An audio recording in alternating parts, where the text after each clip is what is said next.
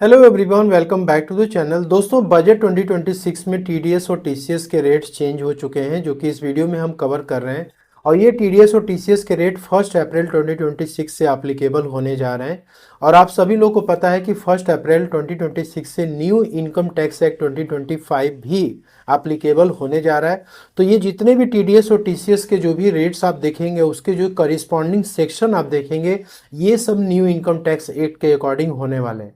तो सबसे पहले टीसीएस के रेट में जो भी अमेंडमेंट किए गए हैं, जो कि सेक्शन 394 को अमेंड किया गया है। यहाँ पे देखिए, रेट तो पहले से चला आ रहा था टीसीएस का, लेकिन इसको बजट में क्या किया गया, रैशनलाइज किया गया। तो सबसे पहला यहाँ पे जो ट्रांजेक्शन है वो है दोस्तों alcoholic liquor for human consumption.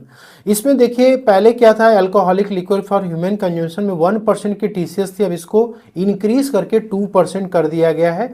और इसके बाद यहाँ पे नेक्स्ट है तेंदू लिप्स पे भी पहले 5% का टीसीएस एप्लीकेबल था, लेकिन अब इसको घटाकर 2% कर दिया गया। स्क्रैप के केस में भी पहले 1% का था, अब इसको भी इंक्रीज करके 2% कर दिया गया है। और नेक्स्ट है कि जो मिनरल्स होते हैं लाइक कोल, लिग्नाइट या आयरन ओर्स, इसमें भी पहले 1% की टीसीएस थे, अब इसको बढ़ा के 2% कर दिया गया है। और नेक्स्ट यहाँ पे overseas tour program packages, government international tourism को बढ़ावा देने के लिए इसमें एक बड़ा चेंजेस दोस्तों की हुई है। पहले क्या होता था कि आप यदि कोई भी इंटरनेशनल टूर पे जाते थे, आप टूर पैकेजेस बाई करते थे कंपनी से, तो उस केस में 10 लाख रुपए तक यदि आपकी फॉरेन एक्सचेंज होती थी, तो ऐसे केस में 5% के टीसीएस आपसे कलेक्ट हो जाते थे टैक्स के रूप में। और 10 लाख रुपीस के ऊपर दी जाता था तो 20% के रेट से टीसीएस जो है कलेक्ट होता था।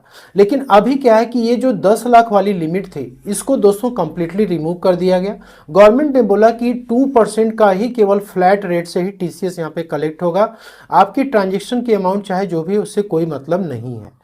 यहाँ पे एलआरएस रेमिटेंस यानी लिबरलाइज रेमिटेंस स्कीम में क्या होता है कि आप यदि बच्चों को बाहर भेज रहे हैं एजुकेशनल पर्पस के लिए या फिर मेडिकल ट्रीटमेंट कराने के लिए आप विदेश लेकर के जा रहे हैं, तो पहले क्या था कि 10 लाख रुपए के ऊपर यदि फॉरेन एक्सचेंज जाती थी तो 5% का टीसीएस कलेक्ट हो जाता था, लेकिन अब इस रेट को भी घटा करके 2% कर दिया गया। अदर लिबरलाइज रेमिटेंस स्कीम में जो रेमिटेंस किए जाते थे, लाइक आप फॉरेन में कोई प्रॉपर्टी खरीद रहे हैं या फिर किसी फॉरेन कंपनी के स्टॉक्स में, म्यूचुअल फंड में आप इन्वेस्टमेंट कर रहे हैं, या फिर दोस्तों किसी को आप गिफ्ट कर रहे हो, तो उस केस में 10 लाख रुपीस के ऊपर जैसे क्रॉस करता था फॉरेन एक्सचेंज, 20% का टीसीएस कलेक्ट होता था। अब यहाँ पे देखिए, बड़ी बात यह है कि इसमें किसी प्रकार का कोई भी चेंजेस नहीं किया गया है। अब यहाँ पे टीडीएस के बारे में बात करते हैं। टीडीएस में दोस्तों सेक्शन 195, 393 और 402 को, जो कि न्यू इनकम टैक्स एक्ट 2025 में आपको मिलने वाला है, इसमें भी दोस्तों क्या किया गया है, चेंजेस किए गए हैं। और ये भी 1 अप्रैल 2026 से एप्लीकेबल होने जा रहा है। तो यहाँ पे जो पहला है ना, वो है दोस्तों सप्लाई ऑफ मैन पावर। अब सप्लाई ऑफ मैन पावर को वर्क्स कॉन्ट्रैक्ट में ऐड किया गया है। नॉर्मली 194C जो कि पहले सेक्शन चला करता था, कॉन्ट्रैक्ट के केस में टीडीएस डिडक्ट होता था, लेकिन दोस्तों न्यू इनकम टैक्स एक्ट में इसके सेक्शन को चेंज किया गया है। तो यहाँ पे क्या होता था कि जब कोई भी कंपनी है या एजेंसी है, यदि वो किसी प्रकार की सर्विसेज ले रही है, ठीक है, कॉन्ट्रैक्ट बेसिस पे, लाइक सिक्योरिटी की सर्विसेज या सॉफ्टवेयर डेवलपर हो गया, या फिर दोस्तों कैजुअल बेसिस पे जो लेबरर्स हायर किए जाते हैं, अब उसमें इन कंपनीज और एजेंसीज के लिए कंफ्यूजन होता था कि वो टीडीएस किस में डिडक्ट करें। यदि वो 1% या 2% में टीडीएस डिडक्ट करती थी, तो टैक्स ऑफिसर ऑब्जेक्शन करता था कि जो स्किल्ड पर्सन्स हैं, लाइक सॉफ्टवेयर डेवलपर की आप सर्विसेज ले रहे हो, तो उसको आप प्रोफेशनल एंड टेक्निकल सर्विसेज में आप लो और 10% के रेट से टीडीएस डिडक्ट करो। यहाँ पे जो टीडीएस डिडक्टर है, उसका ये दोस्तों आर्गुमेंट हुआ करता था कि ये एक कॉन्ट्रैक्ट के तहत हम सप्लाई कर रहे हैं, तो ऐसे केस में 1% या 2% का टीडीएस ही काटेंगे। तो इस प्रकार के कंफ्यूजन को अब इस बजट में दोस्तों खत्म कर दिया गया। यहाँ पे क्या बोला गया कि जो भी सप्लाई आप कर रहे हो, चाहे वो दोस्तों सॉफ्टवेयर डेवलपर हो, सिक्योरिटी सर्विसेज हो या कोई भी, उसको दोस्तों मैन पावर में ला करके रखा गया। अब ऐसे केस में जो प्रोफेशनल फीस पे 10% का अलग काटना होता था टीडीएस, कॉन्ट्रैक्ट के बेसिस में 1%, 2%, वो अब नहीं करना होगा।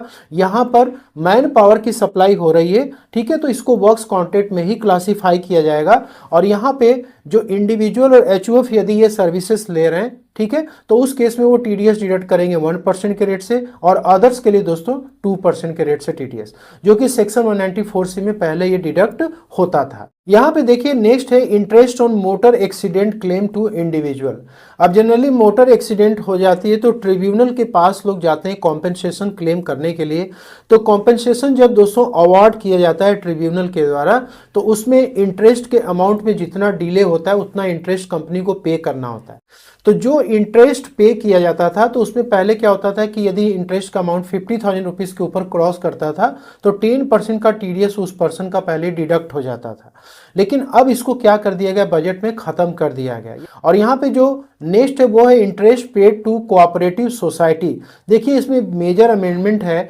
यहाँ पर बहुत सारे लोगों को कन्फ्यूजन है कि कोऑपरेटिव बैंक में यदि हम एफडी, आरडी या कोई भी इन्वेस्टमेंट करते हैं जिस पे कि हमको इंटरेस्ट मिलता है और उस पे इंटरेस्ट की इनकम नॉर्मल सिटीजन केस में 50,000 रुपये के ऊपर मिलता है या फिर सीनियर सिटीजन 1 लाख रुपीज़ के ऊपर मिलता है तो 10% का टीडीएस से कोऑपरेटिव बैंक डिडक्ट करेंगे, लेकिन बजट में इसको खत्म कर दिया गया। दोस्तों ये कंफ्यूजन आपके माइंड में नहीं रहना चाहिए। ये सिर्फ और सिर्फ कोऑपरेटिव सोसाइटी यानी कि कोऑपरेटिव बैंक यदि किसी पर्टिकुलर कॉमर्शियल बैंक में कोई भी एफडी करवाती है उस पर जो इंटरेस्ट इनको मिलता था और एक लिमिट क्रॉस होने के बाद टीडीएस उन बैंक्स को काटना होता था, अब वो दोस्तों यहाँ पे एग्जेम्प्ट कर दिया गया। तो यहाँ पे जो इंटरेस्ट इनकम कोऑपरेटिव सोसाइटी को मिल रहा था उस पर 10% का टीडीएस पहले अप्लाई था, लेकिन अब इसको क्या किया गया, खत्म कर दिया गया। तो एक बड़ा रिलीफ है कोऑपरेटिव सोसाइटी, कोऑपरेटिव बैंक के, जिससे कि लिक्विडिटी इनकी बूस्टअप हो सके, क्योंकि ह्यूज अमाउंट में इनके टीडीएस कट जाते थे, इससे लिक्विडिटी पे बहुत ज्यादा असर पड़ता था। यहाँ पे एक मेजर रिलीफ है एनआरआई को दिया गया विथ होल्डिंग टैक्स, जो कि इनकी पहले 60% तक कट जाती थी,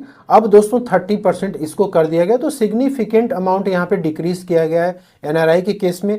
अब देखिए कुछ प्रोसीजरल और कंप्लायंस अपडेट हैं जो कि जानना बहुत जरूरी है। तो यहाँ पे पहला चेंज ये किया गया है कि जो लोअर रेट से या फिर नील रेट से जो टीडीएस डिडक्शन का सर्टिफिकेट के लिए लोग अप्लाई करते थे और जो ऑफिसर है वो इशू करता था, फिर ये क्या करते थे उस पर्टिकुलर ऑर्गेनाइजेशन या कंसर्न पर्सन या कंपनी को दे करके नील के रेट से टीडीएस डिडक्ट करवा लेते थे या फिर 200 लोअर रेट से करवाते थे। तो पहले वो प्रोसीजर थोड़ा लंबा होता था, मैनुअल बेसिस पे होता था, लेकिन अब इसको दोस्तों डिजिटल फॉर्म में किया जाएगा, जिससे कि आपको इमीडिएटली जैसे ही आप अप्लाई करें आपका ये जो सर्टिफिकेट डिजिटल फॉर्म में यानी इलेक्ट्रॉनिक फॉर्म में दोस्तों वो आपको इशू हो सके। और ये सारा वेरिफिकेशन भी जो होगा वो इलेक्ट्रॉनिक फॉर्म में ही होगा, कोई भी मैनुअल इंटरवेंशन इसमें नहीं होगी। नेक्स्ट यहाँ पे है कि डिक्लेरेशन टू डिपोजिटरी। अब देखिए जो लोग स्टॉक मार्केट या म्यूचुअल फंड में इन्वेस्टमेंट करते हैं, अब उनको डिविडेंड की इनकम होती है शेयर मार्केट से, तो ऐसे केस में 10,000 रुपीज़ के ऊपर डिविडेंड जाता है तो उस पर टीडीएस डिडक्ट होता है।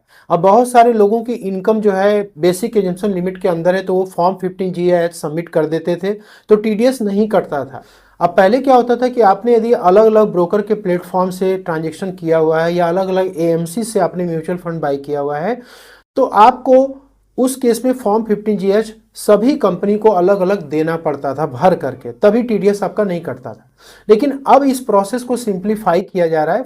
तो 1 अप्रैल 2027 से आप क्या करेंगे, फॉर्म 15G और H आप NSDL या CDSL जो कि डिपोजिटरी है शेयर मार्केट का, सारा जो डीमेट अकाउंट से रिलेटेड डेटाबेस होता है वो यहीं पे मेंटेन होता है।